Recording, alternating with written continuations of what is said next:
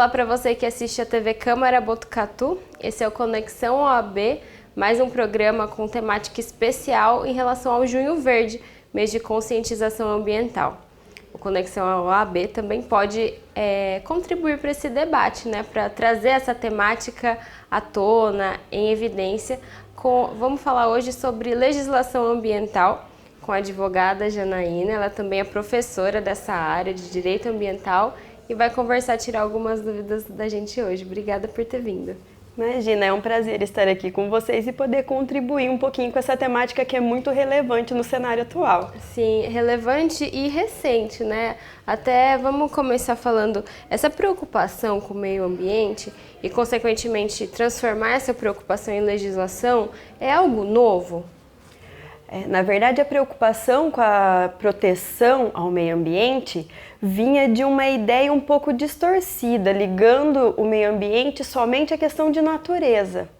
É recente essa preocupação em defender o meio ambiente como um todo, como uma situação em que se protegem as relações humanas e o meio onde essas relações acontecem. Em se tratando de legislação, especialmente, as constituições portuguesa e espanhola foram as primeiras a tratarem e serviram como um reflexo para a nossa Constituição. E aí a gente tem a proteção ao meio ambiente como a proteção a um direito constitucionalmente assegurado somente a partir da Constituição de 88. Então, é uma situação de legislação muito recente mesmo.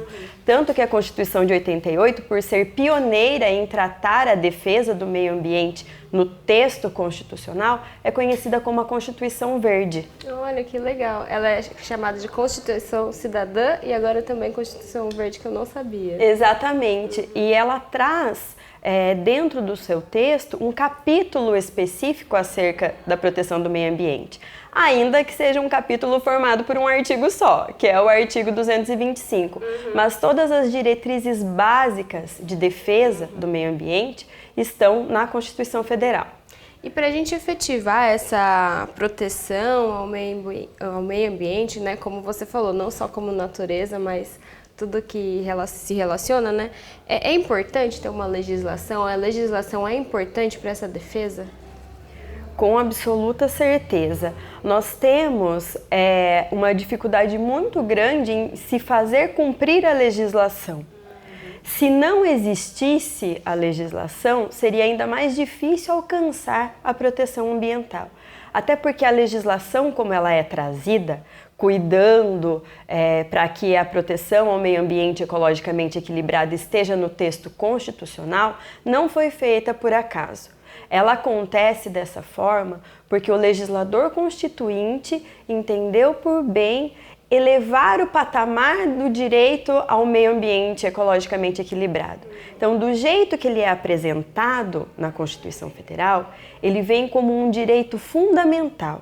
O que seria isso? Seria o mínimo que o Estado tem que assegurar ao indivíduo para que a vida seja uma vida plena, em equilíbrio.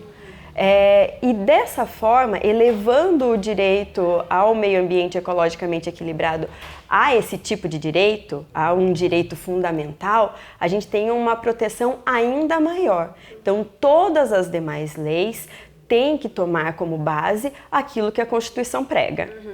E falando no Brasil, né, já que a gente está falando da Constituição do Brasil, eu li, né, que a legislação ambiental, não só do que está na Constituição, mas no geral brasileira, é uma das mais completas e avançadas do mundo. É isso mesmo? Sim, nós temos hoje uma série de normativas, tanto em textos de lei como em regulamentos, para tratar das questões ambientais. Então, nós temos num primeiro momento, o texto da Constituição, que rege todo o formato dessa legislação. E aí nós temos legislações específicas que vão tratar de política nacional de meio ambiente, que vão tratar de crimes ambientais, que vão tratar da proteção da flora no que diz respeito ao Código Florestal, resoluções que estabelecem como vão acontecer os licenciamentos ambientais. Tudo isso tentando cercar ao máximo ou não deixar brecha para que a proteção ambiental não fique descoberta. O problema é que nós não temos uma aplicabilidade muito evidente então, dessa até legislação. Eu queria perguntar, né? Tá no papel, mas também tá na prática? Esse é o desafio. Sim, esse é o maior desafio. Da forma como a legislação vem escrita, ela até permite que quanto mais próximo do problema ambiental, o ente público tenha uma maior liberdade para legislar sobre esse assunto. O que acontece é que não temos uma potencial fiscalização para que seja cumprida essa legislação. E como os problemas são muito recorrentes, acabamos ficando no aguardo de algum tipo de denúncia para se tomar uma postura. Então, não é tão ativa, é mais exatamente. Eu não consigo prevenir tanto. Seja por falta de pessoas habilitadas a esse tipo de prestação, seja por falta de vontade de fazer-se cumprir a lei, mas eu acabo tendo um problema de fiscalização prévia. E aí só quando chega a uma situação já grave é que existe algum tipo de intervenção e fica-se à mercê da denúncia. E no que diz respeito à proteção ao meio ambiente, ocorrido dano, o problema é muito sério, porque a gente não tem como reverter essa situação. Então, infelizmente, apesar da rica legislação que nós temos, hoje a gente tem uma dificuldade muito grande em se fazer cumprir essa legislação. E quando aplicada, a gente ainda tem o problema de efetividade no cumprimento. Porque os processos são morosos, demora-se muito tempo, seja o processo judicial, seja o processo administrativo. Existem muitos recursos e quando é uma pena de multa, por exemplo, demora-se a recolher. E aí então, o meio ambiente vai ficando para trás. Vai ficando cada vez mais para trás, cada vez mais degradado. Agora, já que você falou até dessa questão das denúncias, então vamos entender o que está na legislação, né, que é o primeiro passo para ver se efetiva. Então, para quem está assistindo, conhecer um pouco mais. Eu separei algumas leis, né, porque são bastantes, muitas, como a gente estava falando, né. Peguei de alguns sites especializados que destacaram as mais importantes. Então, vamos começar pela Lei de Crimes Ambientais. O que é essa lei? Li que ela foi inovadora, então como que ela foi inovadora? Quais são os seus pontos fortes? Enfim, explica pra gente essa lei dos crimes ambientais. A Lei de Crimes Ambientais, ela trata das agressões ao meio ambiente. Então, ela tipifica o que seria um crime contra o meio ambiente, o que seria uma agressão grave contra o meio ambiente. Nesse cenário, ela aponta que é uma agressão ao meio ambiente tudo aquilo que prejudica a fauna, a flora, os recursos naturais, qualquer tipo de poluição, então qualquer tipo de atividade potencialmente degradadora que venha a causar um dano ao meio ambiente. Eu vejo como uma grande inovação a possibilidade de aplicar penas, inclusive, às pessoas jurídicas. Porque eu vou apenar, ou seja, eu vou penalizar um ente que não é uma pessoa física, que tem uma constituição diferente dentro do mundo jurídico. Isso porque as penas que são impostas pela Lei de Crimes Ambientais, elas podem ser, né, restritivas de direito, restritivas de liberdade ou incidência de multa, aplicação de multa.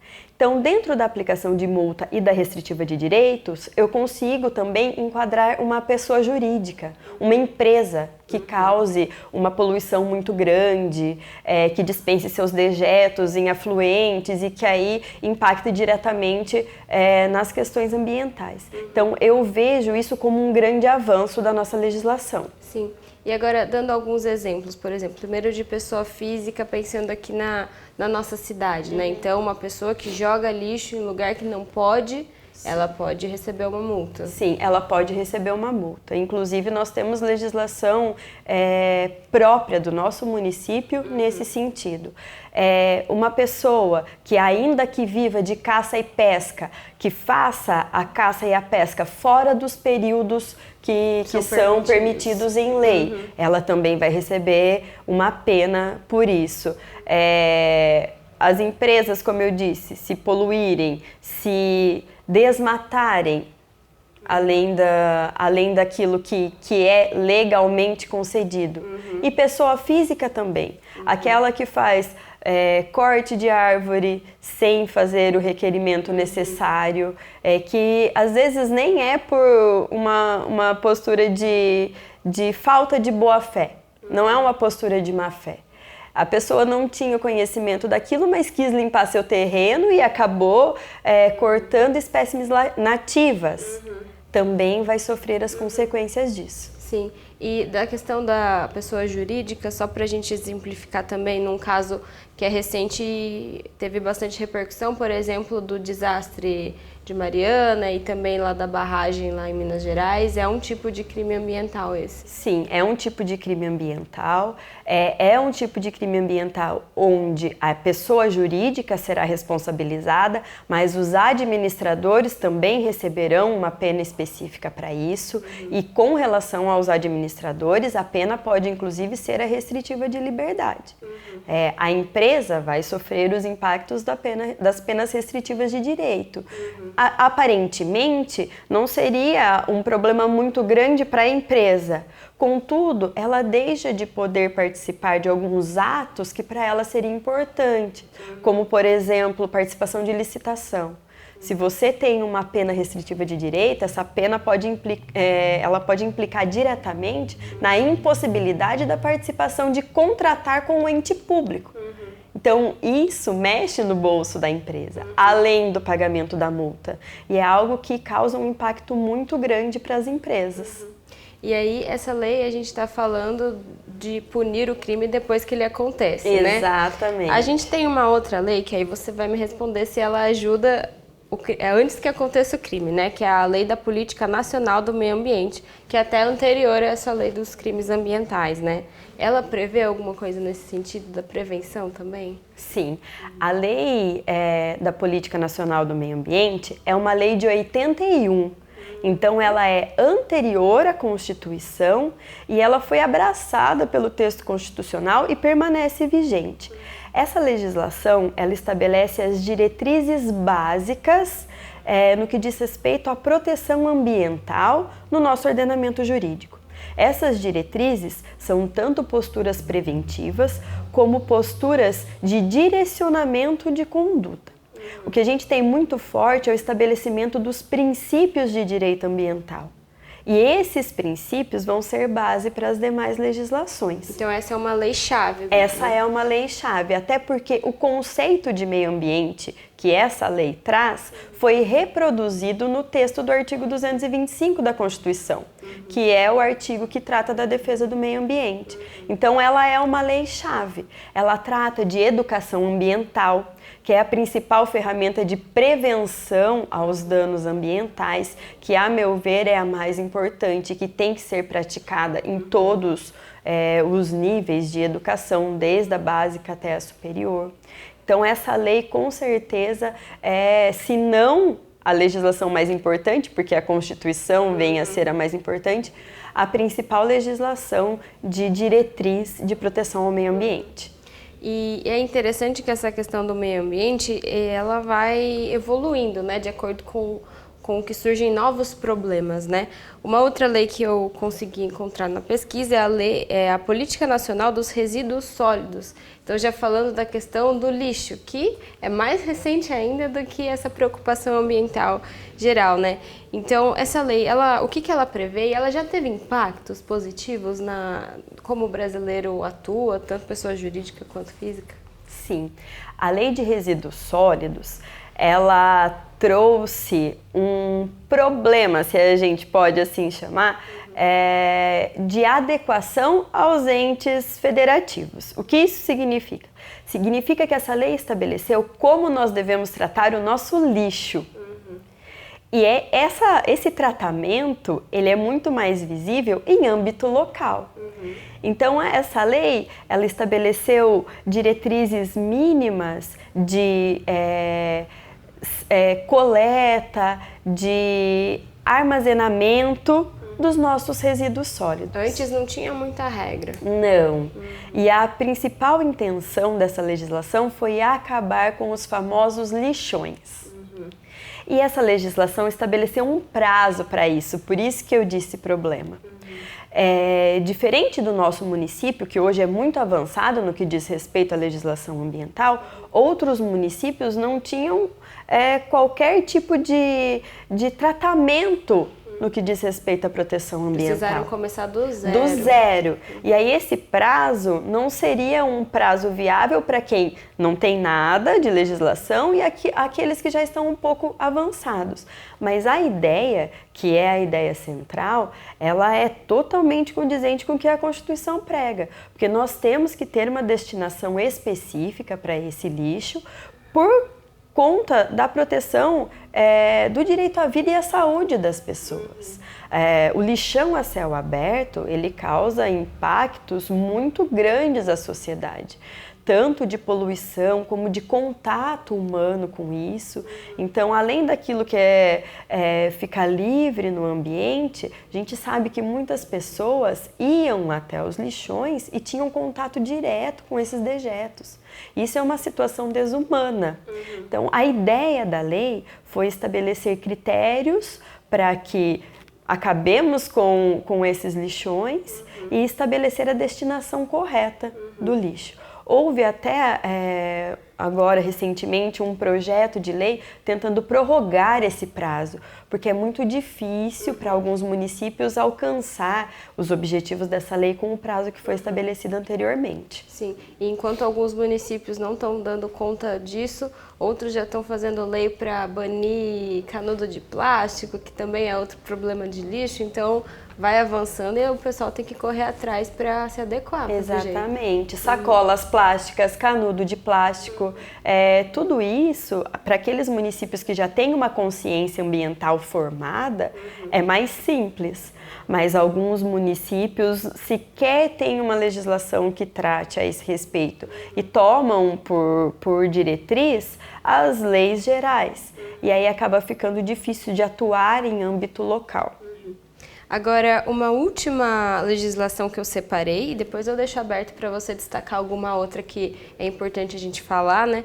Que é o novo Código Florestal Brasileiro. Então, o que a gente pode falar sobre ele, né? O novo Código Florestal, ele trata da defesa da flora e ele trata também, e é algo que tem...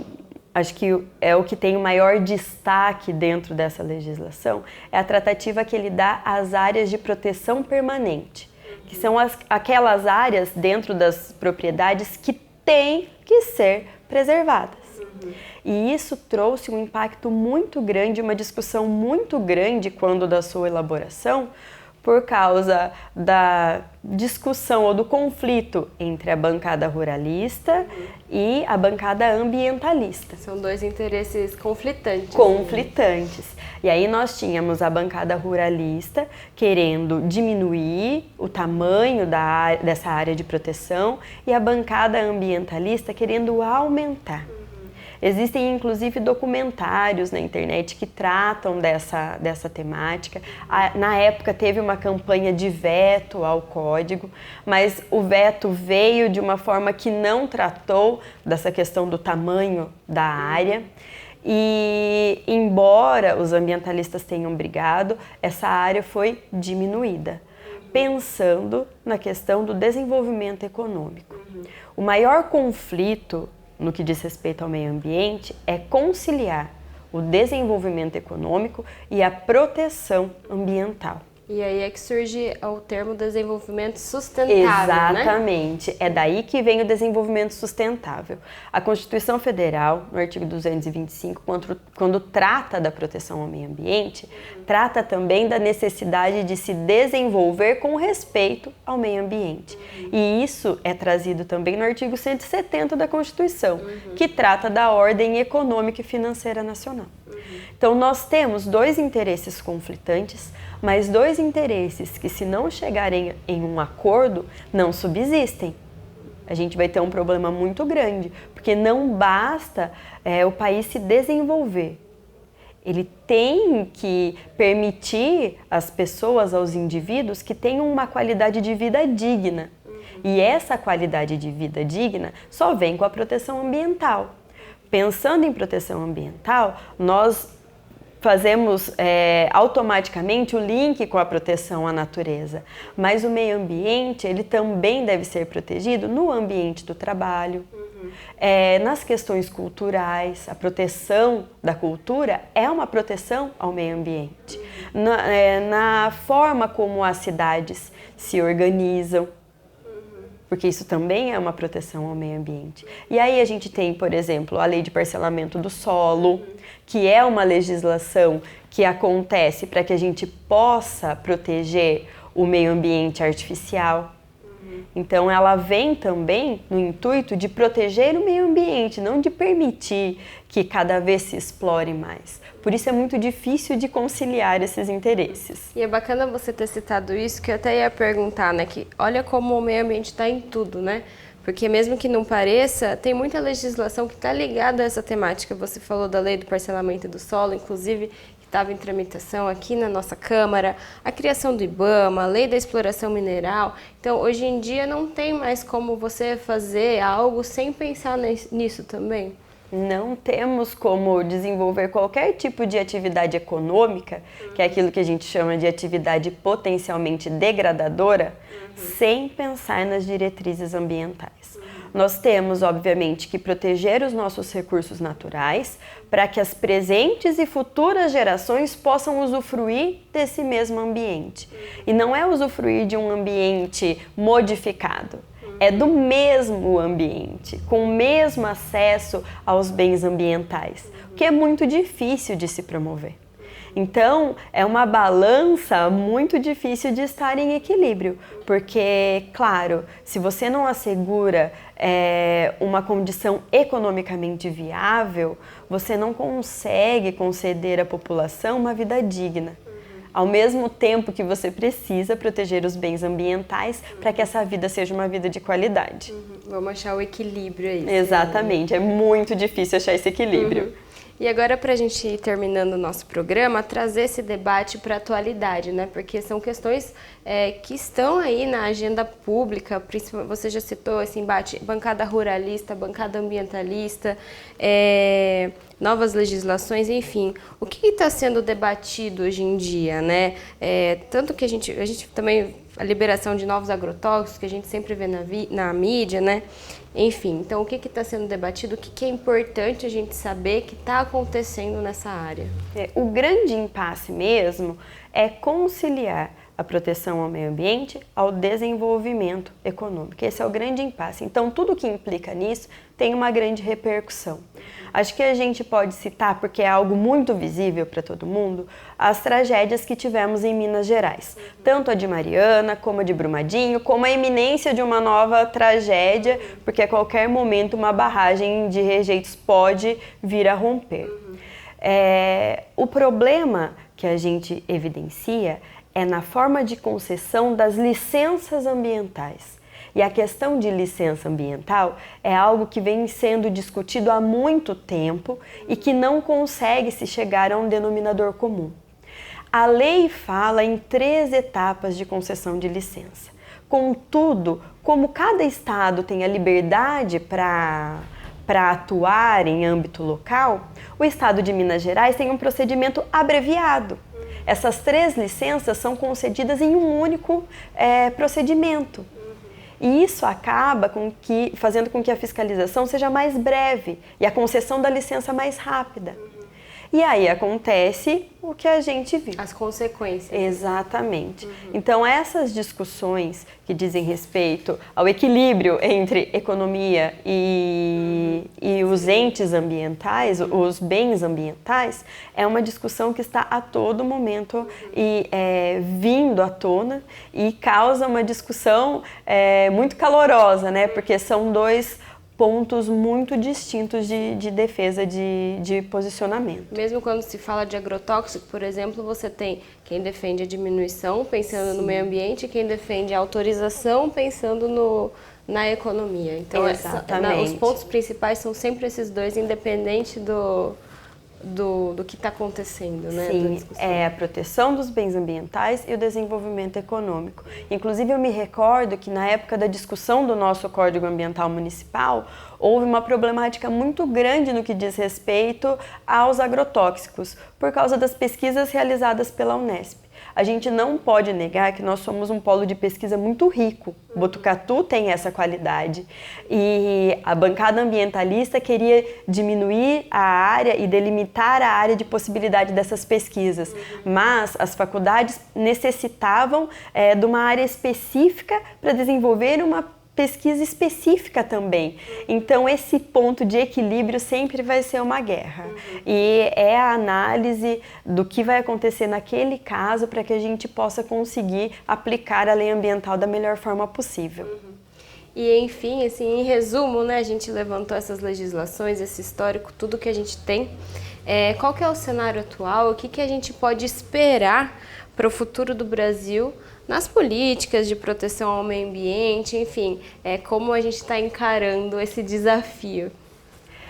Hoje nós evidenciamos um cenário em que busca-se dar uma situação econômica estável para a população. Então, para que isso aconteça, alguns pontos de defesa do meio ambiente têm sido mesmo deixados um pouco de lado. Eu tenho muito medo dessa situação, porque no futuro teremos um reflexo muito grande disso e por mais que nós diretamente não iremos arcar com essas consequências, são os nossos filhos e os nossos netos que terão o contato direto com esse dano progressivo. Então, acho que a gente tem que ter muita consciência disso tudo. E não é nem a questão de ser ambientalista ao extremo, é questão de ter consciência ambiental. E isso só vem com a educação ambiental. Então, a grande preocupação é essa, é dar a devida atenção à proteção ao meio ambiente.